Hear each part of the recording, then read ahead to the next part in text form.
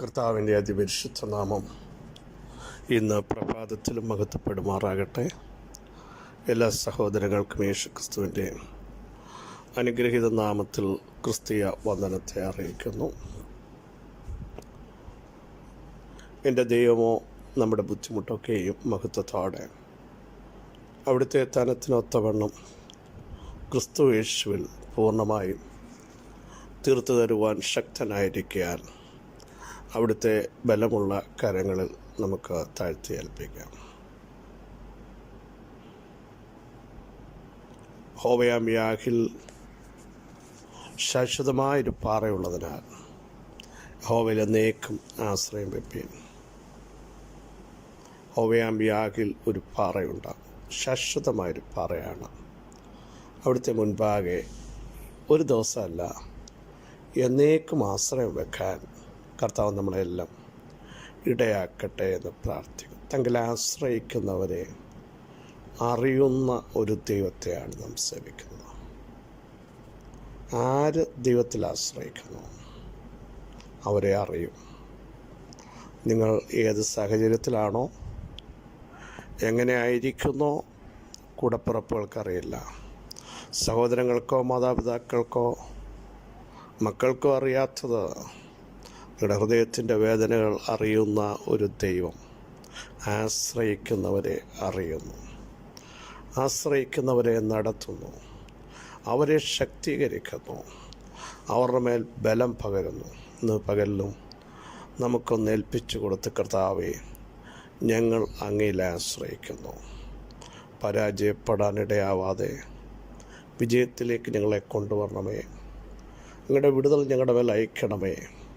പരിശുദ്ധാത്മാവ് ഞങ്ങളെ ഗൈഡ് ചെയ്യണമേ എന്ന് ഈ പകൽ ആത്മാർത്ഥമായി പ്രാർത്ഥിക്കാൻ തയ്യാറാകും.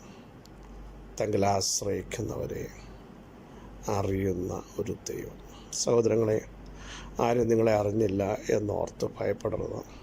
എന്നെ മനസ്സിലാക്കാൻ ആരുമില്ലല്ലോ, എൻ്റെ സങ്കടങ്ങൾ കാണാൻ ആർക്കും കഴിയുന്നില്ലല്ലോ എന്നുള്ള ചിന്ത മാറ്റിവെച്ചിട്ട് എന്നെ ഇവിടെയും കാണുന്ന, ഇവിടെയും എന്നെ അറിയുന്ന, ഇവിടെയും എന്നെ നടത്തുന്ന സർവശക്തനായൊരു ദൈവമുണ്ട് എന്ന് നമ്മുടെ അകത്ത് ശക്തമായ ഒരു വിശ്വാസ പ്രഖ്യാപനം ഉണ്ടാകണം.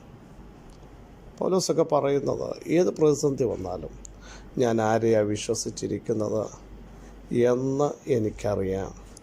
ആ ദിവസം വരെ കാക്കുവാൻ അവിടുന്ന് ശക്തനെന്ന് ഞാൻ ഉറച്ചിരിക്കുന്നു. ഈ ഒരു ഉറപ്പ് ഇന്ന് പകൽ ഒരു ദൈവപൈതൻ്റെ മേലുണ്ടോ? നമ്മൾ സ്വതന്ത്രരായിരിക്കുക. ഈ ഒരു ഉറപ്പ്, ഞാൻ ആരെ വിശ്വസിച്ച് എനിക്കറിയാം.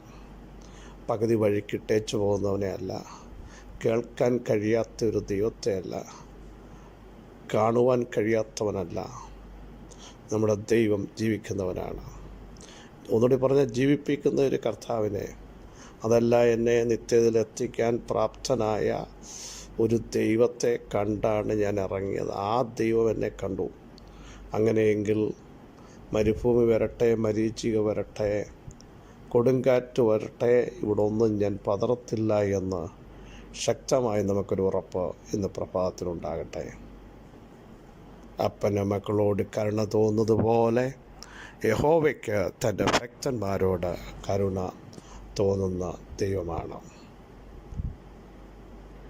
ഒരു വാത്സല്യ പിതാവ് തൻ്റെ കുഞ്ഞിൻ്റെ വിഷയങ്ങൾ കേട്ട് ചുമ്മാ അടങ്ങിയിരിക്കില്ല. മനുഷ്യമായി ചിന്തിച്ചാൽ ചെയ്യേണ്ടത് തൻ്റെ സാഹചര്യമനുസരിച്ച് ചെയ്യുമ്പോൾ, സ്വർഗത്തിലെ പിതാവ് സാഹചര്യമനുസരിച്ചല്ല, പരിധി കൂടാതെ പരിമിതിയില്ലാതെ നമുക്ക് വേണ്ടി ഇന്നും പ്രവർത്തിക്കാൻ കഴിവുള്ളവനാണ് എന്ന് ദൈവമക്കൾ ശക്തമായി മനസ്സിലാക്കിയിരിക്കാൻ ഇടയായിത്തീരട്ടെ. ഇരമ്യാ പ്രവചനം 1-ാം അധ്യായം 17-ാമത് വാക്യം. ആകയാൽ നീ അരകെട്ടി എഴുന്നേറ്റ് ഞാൻ നിന്നോട് കൽപ്പിക്കുന്നതൊക്കെയും അവരോട് പ്രസ്താവിക്കുക.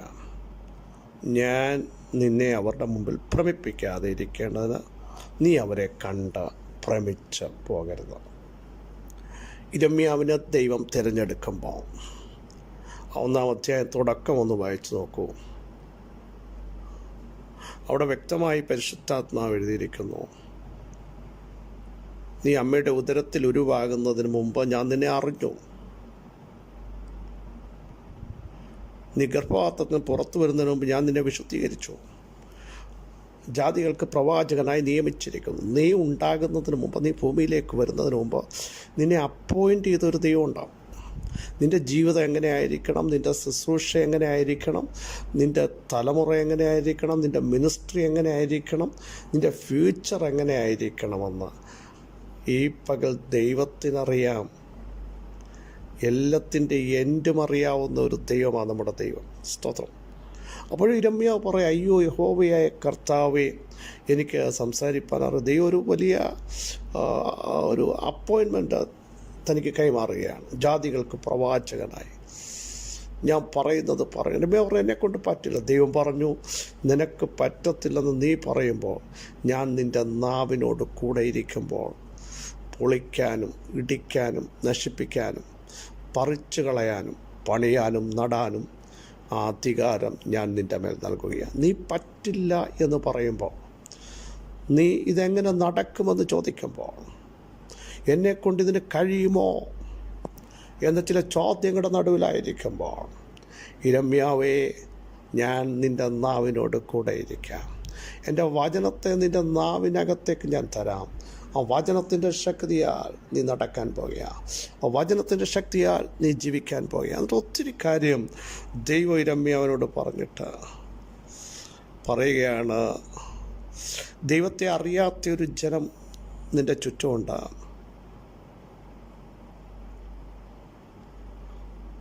അന്യ ദേവന്മാർക്ക് ധൂപം കാട്ടുന്നവരുണ്ട്. കൈപ്പണികളെ നമസ്കരിക്കുന്നവരുണ്ട്. നിന്നെ തിരഞ്ഞെടുത്തത് നിനക്കൊരു ദൗത്യം കൈമാറാനാണ്. അത് നമ്മുടെ കുറിവാക്യം. നീ അരകെട്ടി അരമുറുക്കി നീ എഴുന്നേൽക്കണം. പ്രിയരെ, ഈ പകൽ ചിലതിൻ്റെ നടുവിൽ ചിലതിനെ വെട്ടാൻ, ചിലതിനോട് കൽപ്പിക്കാൻ, ചിലതിനോട് ദൂത് പറയാൻ, ദൈവം നൽകിയ നിയോഗം വിളിച്ചു പറയാൻ ഇന്ന് പകൽ പരിശുദ്ധാത്മാവ് ചില കുടുംബങ്ങളിൽ നിന്ന് ചില വ്യക്തികളെ എഴുന്നേൽപ്പിക്കുന്നു. ദൈവസഭയിൽ നിന്ന് ചില എഴുന്നേൽപ്പിക്കുന്നു. എന്നെക്കൊണ്ട് പറ്റില്ല എന്ന് പറഞ്ഞ്, ഞാൻ പറഞ്ഞാൽ അക്സെപ്റ്റ് ചെയ്തില്ല എന്ന് പറഞ്ഞ്, ഞാൻ എന്ത് പറയാനാണ് എന്ന ചിന്ത മാറ്റിവെച്ച് പരിശുദ്ധാത്മാവ് ചിലരെ എഴുന്നേൽപ്പിക്കുമ്പോൾ നിങ്ങളുടെ കുടുംബങ്ങൾക്ക് നിങ്ങൾ മുഖാന്തരം വിടുതൽ വരാൻ പോകുക. നിങ്ങളുടെ തലമുറകൾക്ക് നിങ്ങൾ നാളുകളായി വിരാമം കുറിച്ച ചില വിഷയങ്ങൾക്ക് നിങ്ങളെ പരിശുദ്ധാത്മാവ് എഴുന്നേൽപ്പിക്കുമ്പോൾ അതിന് ആ വിഷയങ്ങളുടെ മേലെ ഈ പകൽ ദൈവം ജയം നൽകാൻ പോകുക.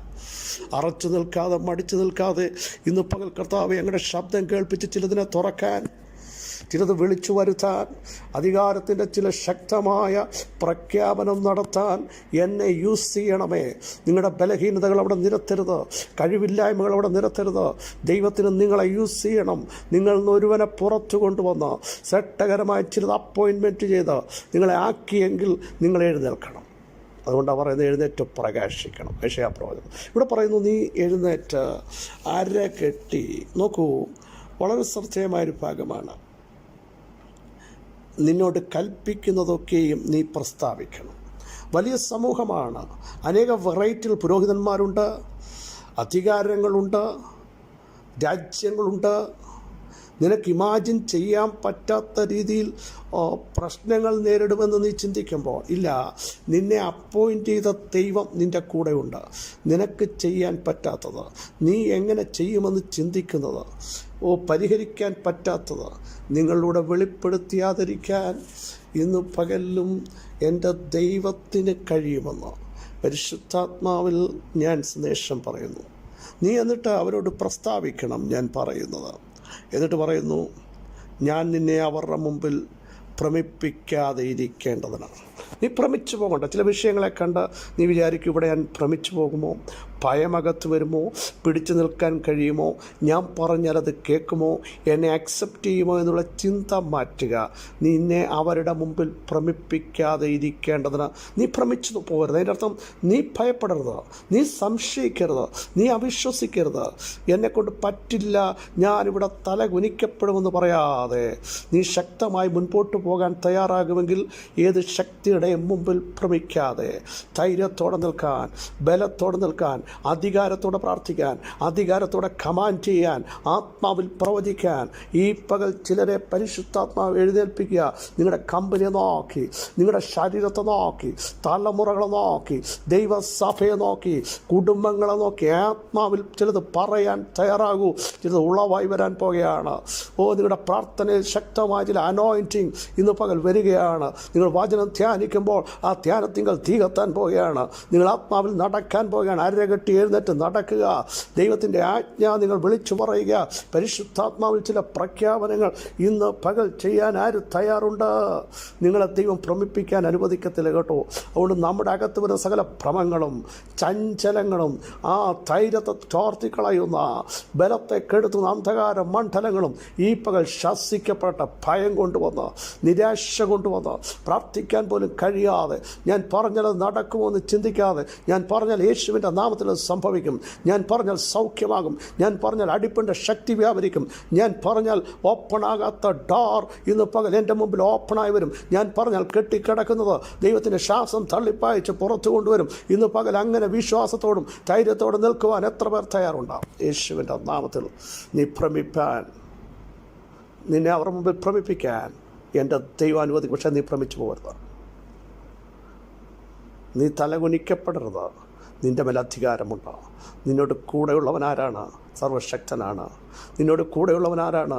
തലമുറയായ നിൻ്റെ ദൈവമാണ്. നിന്നോട് കൂടെയുള്ളവനാരാണ്? ഇന്നലെയും ഇന്നും അനന്യനാണ്. നിന്നോട് കൂടെയുള്ളവനാരാണ്? മരിച്ചടക്കപ്പെട്ട് 3-ാം ദിവസം ഉയർത്തെഴുന്നേറ്റവനാണ്. ആ പവർ ഇന്ന് വ്യാപരിക്കുന്നെങ്കിൽ അടങ്ങിയിരിക്കാതെ ദൈവത്തിൻ്റെ സ്തോത്രം ചെയ്ത കർത്താവേ, ഞാൻ എഴുന്നേൽക്കും. ഞാനൊരു പ്രാർത്ഥനാ മനുഷ്യനായി എഴുന്നേൽക്കും. ഞാൻ വിശ്വാസത്തിൽ പ്രഖ്യാപനം ചെയ്യാൻ എഴുന്നേൽക്കും. ഞാൻ ആത്മാവിൽ പ്രാർത്ഥിക്കാൻ എഴുന്നേൽക്കും. എൻ്റെ മേലെ ആ അതോറിറ്റി ഒന്ന് കൈമാറണമേ എന്ന്, എന്നെ അതിനൊന്ന് യൂസ് ചെയ്യണമേ എന്ന് എത്ര പേർ പ്രാർത്ഥിക്കാൻ തയ്യാറാകും? സർവശക്തനായ ഞങ്ങളുടെ ദൈവമേ, സ്വർഗസ്ഥ പിതാവേ, ഞങ്ങളെ കേൾപ്പിച്ച ശ്രേഷ്ഠ ആലോചനയ്ക്കായി സ്തോത്രം. ഇന്ന് പകലും ഞങ്ങളുടെ പ്രവൃത്തി ഞങ്ങളുടെ മേൽ അയക്കണമേ. പരിശുദ്ധാത്മാവ് ഞങ്ങളെ ഗൈഡ് ചെയ്യണം.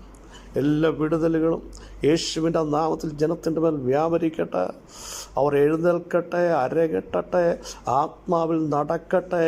പരാജയപ്പെടുമെന്ന് പറഞ്ഞ് അറച്ചു നിൽക്കുന്ന ചില മണ്ഡലങ്ങളെ പൊട്ടിച്ചെറിയട്ടെ.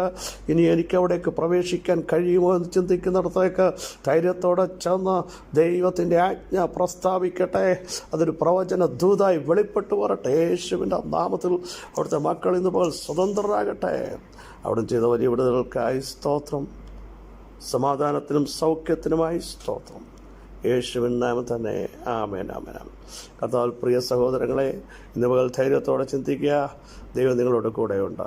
ദൈവം നിങ്ങളെ സഹായിക്കും. നിങ്ങൾ എഴുന്നേൽക്കുക, അരകെട്ടുക, മുൻപോട്ട് പോകുക, ദൈവം പറയുന്നത് പ്രസ്താവിക്കുക, ആത്മാവ് നിങ്ങൾ കമാൻഡ് ചെയ്യുക. വലിയ മിറക്കിൾ നിങ്ങളുടെ ചെയ്യിപ്പിക്കാൻ ദൈവത്തിൻ്റെ പദ്ധതിയുണ്ട്. ഈ വചനങ്ങളാൽ കർത്താവ് സഹായിക്കട്ടെ. ക്രിസ്തുവിൽ നിങ്ങളുടെ സഹോദരൻ പ്രസ്പിച്ചു.